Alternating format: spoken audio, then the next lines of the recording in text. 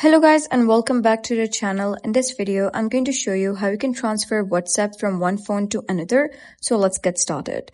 There are a few important things that you need to know is that you need the same phone number for the new device. Backup is required to move chats and method depends on Android to Android, iPhone to iPhone or cross-platform. So if you're moving from Android to Android, you're going to simply head over to WhatsApp, go to settings, chats and chat backup your chat, use Google Drive and install on your phone, and after that you're going to restore the backup. If you're using iPhone to iPhone, you're going to simply head over to WhatsApp, go to profile, and then you're going to head over to the chats.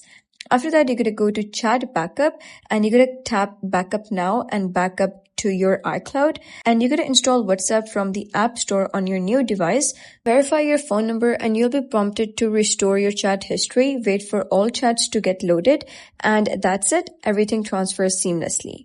And if you're moving from Android to iPhone or iPhone to Android, that is basically a cross-platform, you're going to use WhatsApp's official transfer tool. From Android to iPhone, it is named Move to iOS app.